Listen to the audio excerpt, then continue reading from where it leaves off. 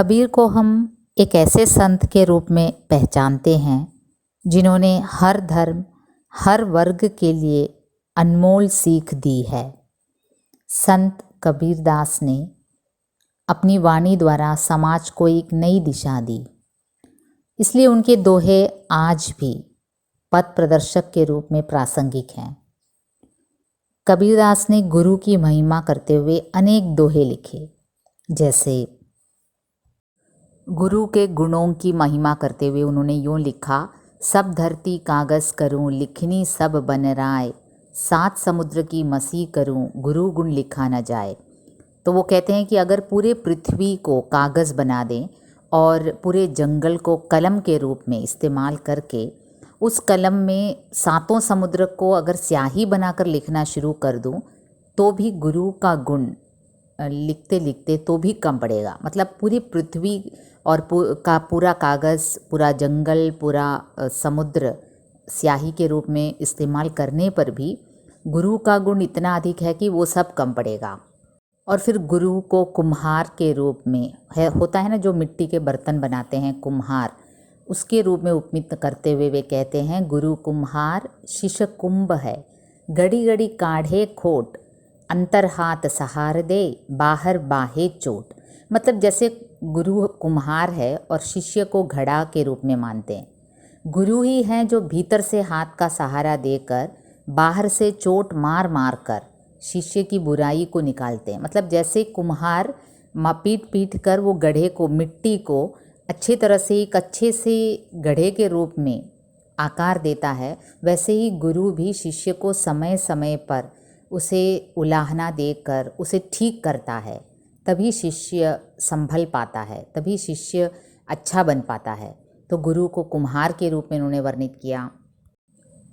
और गुरु को पारस पत्थर से उनकी तुलना करते हुए कहते हैं, पारस पत्थर तो क्या है, पत्थर को सोने बना देता है, ऐसा कहा जाता है पारस पत्थर। गुरु पारस को अंतरो जानत हैं सब संत, वह लोहा कंचन करे ये करी लय महंत।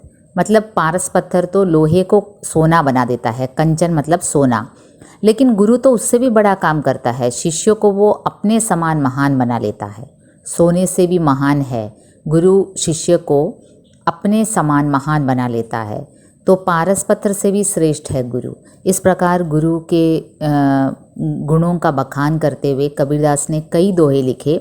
उसमें ये वाला तो आप सब ने सुन रखा होगा, गुरु गोविंद दो खड़े काके लागू पाए, बलिहारी गुरु आपने जिन गोविंद दियो बताए। वो कबीरदास जी कहते हैं कि मेरे सामने अगर ईश्वर और गुरु दोनों एक साथ सामने खड़े हो जाएं तो मन में शंका हो सकती है कि किसकी वंदना पहले करूं, ईश्वर की करूं या गुरु की। लेकिन संत कबीरदास कहते हैं, मेरे मन में कोई शंका नहीं है, मैं तो गुरु की ही वंदना करूंगा पहले, क्योंकि गुरु ने तो मुझे ईश्वर के बारे में बताया है, वरना मैं कैसे जानता कि ईश्वर कौन है, क्या है। तो गुरु को ईश्वर से भी, गोविंद से भी बड़ा बताया कबीरदास जी ने।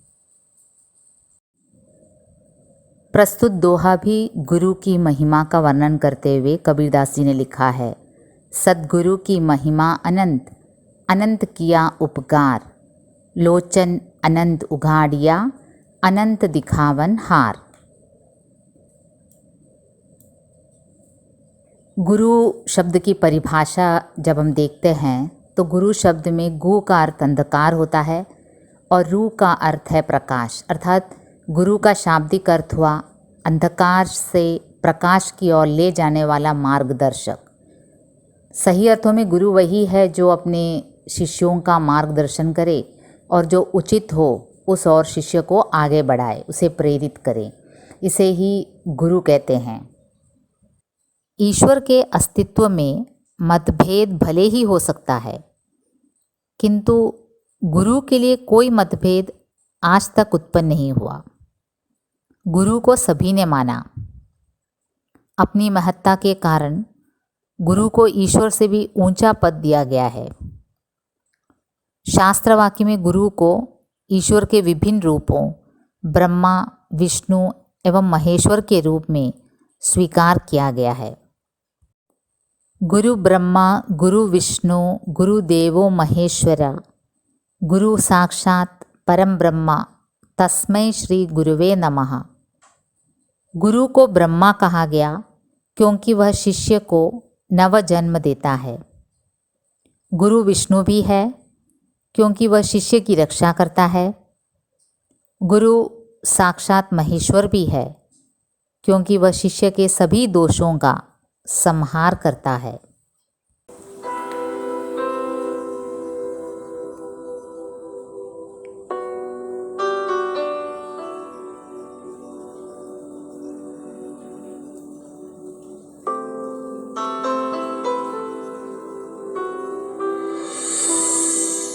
गुरुर्ब्रह्मा गुरुर्विष्णु गुरुर्देवो महेश्वरा गुरु साक्षात् परब्रह्मा तस्मै श्री गुरवे नमः।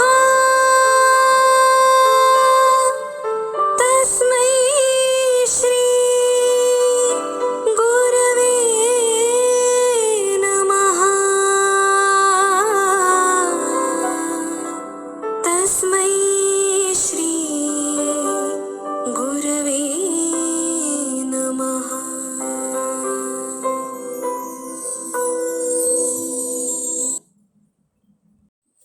तो हम दोहे की ओर जाते हैं। सद्गुरु की महिमा अनंत। यहाँ कबीरदास जी ने गुरु की महिमा, सद्गुरु की महिमा, उसे अनंत कहा है क्योंकि गुरु द्वारा उन पर किए गए अनंत उपकार हैं। उनका स्मरण करते हुए वे कहते हैं सद्गुरु की महिमा अनंत है क्योंकि उन्होंने ही मुझे अंधकार रूपी अज्ञानता से ज्ञान रूपी प्रकाश का मार्ग दिखाया।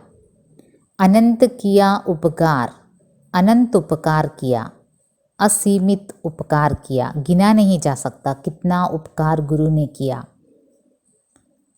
लोचन अनंत उघाड़िया, लोचन मतलब आँखें, मेरी आँखें उघाड़िया, उघाड़िया मतलब खोल दिया। मेरी आँखें क्या थी? माया मोह के बंधन में बंध गई थी मेरी लोचन, और गुरु ने मेरा लोचन उघाड़ दिया, मतलब मेरे अंतर नेत्र को खोल दिया। मैं तो माया के बंधन में बंधा हुआ था, मैं तो लौकिक सुखों में बंधा हुआ था, और मेरे अंतरात्मा की जो आँखें हैं उसे ज्ञान रूपी प्रकाश से उस अंधकार को उन्होंने मिटाया, गुरु ने ही मिटाया। लोचन अनंत उघाड़िया, अनंत दिखावनहार, और उन्होंने मुझे कई ऐसी चीज़ें दिखा दी, मतलब कि सत्य का दर्शन कराया। ऐसे सद्गुरु की महिमा अनंत है, अपार है, क्योंकि उनके बिना मैं तो माया के बंधन में बंध कर अज्ञानता रूपी अंधकार में भटकता रहता। गुरु ही हैं जिन्होंने मेरी दृष्टि खोल दी, जिससे मुझे उस अनंत प्रभु का दर्शन प्राप्त हो सका। सद्गुरु की महिमा अनंत, अनंत किया उपकार। यहाँ संत कबीर गुरु की महिमा को अनंत कहते हैं, मतलब कि उसे गिना नहीं जा सकता, सीमा के बाहर है जितनी महिमा गुरु ने दी, क्योंकि उन्होंने अनंत किया उपकार, अनंत उपकार किया शिष्य के लिए। वो क्या था? लोचन अनंत उघाड़िया, शिष्य की आँखें, लोचन बंद थे, मतलब माया मोह के बंधन में, जो लौकिक सुखों के बंधन में आँखें बंद थी, उन आँखों से अंधकार को हटाकर ज्ञान रूपी प्रकाश प्रदान किया गुरु ने। अनंत दिखावनहार, अनंत ईश्वर के अनंत प्रेम को दिखाया गुरु ने। उन्होंने मेरी अनंत दृष्टि खोल दी, जिससे मुझे प्रभु का दर्शन प्राप्त हो सका। तो कबीर यही कहते हैं कि सद्गुरु ही वह माध्यम है जिसके माध्यम से हमारे आँखों पर पड़े पर्दे हट सकते हैं। सद्गुरु ही हमारे अंदर के चक्षुओं को अर्थात हमारे आँखों को खोल सकते हैं, जिनके माध्यम से हमें अनंत निराकार ईश्वर का दर्शन होता है। तो यही इस दोहे का भावार्थ है। कबीरदास ने अपने गुरु की महिमा को अनंत बताते हुए गुरु द्वारा किए गए उपकारों को असीमित बताते हुए ये कहा है कि गुरु अगर ना होते तो मैं तो अंधकार रूपी अज्ञानता में मेरे लोचन बंद ही होते। गुरु ने ही अनंत उघाड़िया, लोचन को खोल दिया और अनंत दिखावनहार जो ईश्वरीय जो स्नेह है, प्रभु का जो दर्शन है, वो मुझे गुरु के कारण ही मैं अपने आँखों से ईश्वर का दर्शन पूर्ण रूप से कर पाया हूँ। सद्गुरु की महिमा अनंत, अनंत किया उपकार, लोचन अनंत उघाड़िया, അനന്ത ദിഖാവൻ ഹാർ. ഈ ദോഹയിൽ കബീർദാസ് തൻ്റെ ഗുരുവിൻ്റെ മഹിമയാണ് വർണ്ണിക്കുന്നത്. ഗുരുവിൻ്റെ മഹിമ വർണ്ണിച്ച് ഒരുപാട് ദോഹകൾ കബീർദാസ് എഴുതിയിട്ടുണ്ട്. ഗുരുവിന് അത്രയധികം പ്രാധാന്യമായിരുന്നു അദ്ദേഹം നൽകിയിരുന്നത്. ഗുരുവിൻ്റെ അർത്ഥം തന്നെ അന്ധകാരം മാറ്റുന്നവൻ, അതാണ് ഗുരുവിൻ്റെ അർത്ഥം. അപ്പം ഇതിൽ ഈ ദോഹയിലും കബീർദാസ് അതാണ് പറയുന്നത്, സദ്ഗുരു കി മഹിമ അനന്ത്. എൻ്റെ ഗുരുവിൻ്റെ, സദ്ഗുരുവിൻ്റെ നല്ല വചനങ്ങൾ പറഞ്ഞു തരുന്ന എൻ്റെ ഗുരുവിൻ്റെ മഹിമ, ഗുണങ്ങൾ പറഞ്ഞാലും തീരാത്തതാണ്, അനന്താണ്. അനന്ത് മീൻസ് അതിനൊരു അന്തമില്ല. അനന്ത് കിയ ഉപകാർ, ഗുരു എനിക്ക് അന്തമില്ലാത്ത ഉപകാരമാണ് ചെയ്തത്. എന്നുവെച്ചാൽ എന്താണ് ഉപകാരം ചെയ്തത്? ലോചൻ അനന്ത് ഉഘാടിയ, എൻ്റെ കണ്ണുകളെ തുറന്നു അദ്ദേഹം. കണ്ണുകളെ തുറക്കാന്ന് വെച്ചാൽ നമ്മൾ ബാഹ്യമായിട്ട് കണ്ണ് തുറക്കുകയല്ല, നമ്മുടെ ഉൾക്കണ്ണിനെ തുറക്കുക. എന്നുവെച്ചാൽ നമ്മൾ ബാഹ്യ സുഖങ്ങളിൽ ഏർപ്പെട്ട് ശാരീരിക സുഖങ്ങൾ, ലൗകിക സുഖങ്ങളിൽ മുഴുകി, ഈ മായാ മോഹത്തിൽ മുഴുകി നമ്മളൊരു അറിവിൻ്റെ ലോകത്തിൽ നിന്ന് മാറി ഈശ്വരീയ അറിവ്, ജ്ഞാനം നേടാതെ നമ്മളൊരു കണ്ണ് അടച്ച ഒരു അവസ്ഥയിലാണ്. എന്ന് വെച്ചാൽ നമ്മൾ യാഥാർത്ഥ്യം മനസ്സിലാക്കാതെ വേറൊരു ലോകത്ത് ജീവിക്കുന്ന മനുഷ്യനായിരുന്നു ഞാൻ.